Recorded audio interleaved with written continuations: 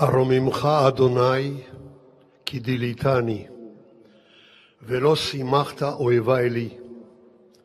אדוני אלוהי, שיבעתי אליך ותרפאני. חייתני מיורדי בור, כי חילצת נפשי ממוות, את עיני מן דמעה, את רגלי מדחי, את הלך לפני אדוני בארצות החיים. I want to be very personal with you today. Today is my birthday. According to the Hebrew calendar, General Patton, the American army, broke in the gates of Buchenwald on April 1145, which happened to be, according to the Jewish calendar, the 28th of Nisan, exactly now. Now we came out not from slavery to freedom, like in Exodus, from death to life. Among the survivors of Buchenwald was my brother Naftali and my friend Elie Wiesel. Let their memory be blessed. 33 years later, on this bunker, the destroyed bunker, happened to be the first March of the Living, an idea by Avraham Hirschel. We came here, Minister of Education and Culture, Yitzhak Navon, 7 members of the Israeli parliament, the Knesset, who were survivors themselves. On that bunker stood the 3 speakers at the first march. Benjamin Netanyahu came from the United Nations as the Israeli ambassador there, Elie Wiesel, and me. There were only 700 participants in the first march. Elie said to me, "This is the end. I don't believe that in years in the future someone will think about Holocaust. No one will remember it. Look, 700 youth, half of them from Israel, half from many other countries, that's all." I was more optimistic, and I see you here. I am here for the 29th time, from the very first March of the Livings. We came here by thousands, 10,000, and sometimes even more, over 10,000. Speaking about continuity, speaking about remembrance, speaking about eternity, speaking about freedom, speaking about independence of the Jewish people in a Jewish state. And this reminds me from Buchenwald, 2 weeks before the liberation, when we were still in the dark tunnel, didn't know that the light is very close. In 2 weeks, one Kaddish, that I must tell you the story of it, in Buchenwald. Shabbat, Saturday before Pesach, 2 weeks, as I said, before the liberation.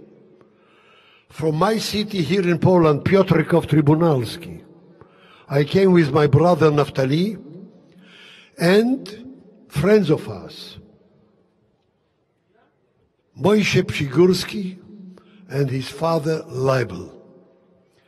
Leibel died in the barak Shabbat morning, 2 days before Pesach. My brother came to his son Moshe, who was 13. He said, "Moshe, your father died now. No grave, no burial, no funeral, no speeches, crematoria. Your father will be only ash. But you have to say the Kaddish that every son says after his father. You have to say it 11 months. I don't speak about 11 months. There is no synagogue or nothing. But at least today, the time of his expected funeral, say the Kaddish." And he left it, went to the work. Moshe cried, He said, but I don't know the Kaddish by heart. Can you give me a Siddur, a prayer book? Everyone said to him, don't mention this word. This is not a shtibel, this is not a shul, it's not a synagogue. Here is Buchenwald. No Siddur here. Forget about it. But my father died today. I must say Kaddish after my father. He said, not here, not today. He cried. Someone came to him and said to him, look, Moishele, in the entrance of Buchenwald there is a laundry. All the pajamas, the shirts and the pants, taken off from all the dead corpses, came to this laundry. There is an old prisoner there, Häftling.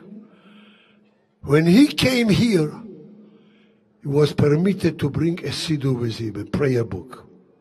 Go to the laundry. You will see an old man. Tell him about your father and he will give you 5 minutes siddur. Moishele ran to the laundry, told it to the old guy. The old man said to him, are you crazy? Do you want to endanger your life and mine? Here is forbidden. All the Jewish religious services are forbidden. Forget about it. Moishele looked at the Jewish child of 13.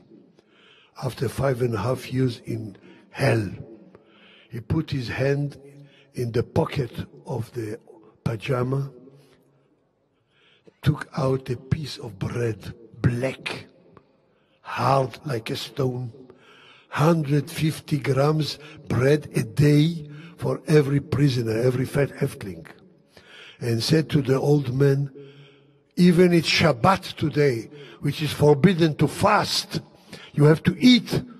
I give you my bread. Bring me for 5 minutes a siddur. 5 minutes to say Kaddish after my father. I owe him my respect. Take my bread. The old man couldn't stand it and said to him, what's your name? He said, Moshe. How old are you? I said, Bar Mitzvah, 13. You are young. You have to grow up. You have to live. I am on the end of my life. I am here already from 1936. I don't need your bread. You need the bread. Take back, eat it, sit on my chair. If someone will ask after me, say, I went to the toilet, in 10 minutes I will be back. 10 minutes later, the old man came. The siddur was with a string bound to his chest, to his heart. He took it out and said, Moishele, to say Kaddish, this prayer, you need 10 people. Minyan. There is no minyan here, only you and me. So you cannot say Kaddish. Moishele said, I thought about it, but I see the shirts or the pajamas of all the dead prisoners, Yidden, Jews, who were inside of each of these shirts. There will be my crowd. They will be my minion. I will say the Kaddish after my father. You will answer Amen, and they will be the crowd. Moishele Pshigorski died last year. He was a teacher, an educator. He was leading the yeshiva of Bnei Akiva in Bat Yam Cholon near Tel Aviv. He was ready to give up his bread for Kaddish after his father. Last year he passed away. They closed a street in Bnei Brak. I came to hold the funeral speech. They opened the ambulance. Moishele was covered with a talis. And I told this story at the funeral. And I applied to him and said, Moishele, you had to give up your bread for the chance to say Kaddish after your father. Here, your sons stand next to me. We make Kaddish saying, without giving up the bread. We are in our homeland. We are in Eretz Israel, in the state of Israel. We can say loudly, Yitgadal v'Yitkadash Meir Lau, without sacrificing anything, without endangering our lives, without any threat for our life. Yitgadal v'Yitkadash Meir Lau. These are the words of Jewish eternity, Jewish immortality, Jewish continuity. And the sons say with me, Kaddish, after that, Moishane. This is the difference between then and now. Here are sitting not only our guests for the first time, the President of the Supreme Court of the State of Israel, the Chief of Staff of Israel, his guest, the Chief of Staff of Poland, and 11 or 12 ministers of education, including the Israeli one. Education is the word. To make sure and to promise our continuity, our future, based on the past. We will come here every year, as we do 29 years already, to remember, to remind, to tell the story, and to take the example of the living legends of the Holocaust. I will finish with the last sentence of the Kaddish.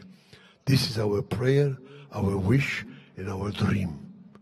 Oseh Shalom Bimromav, the Lord Almighty, who makes peace in heaven between fire and water. Hu Ya'aseh Shalom Aleinu. He will bring peace to us.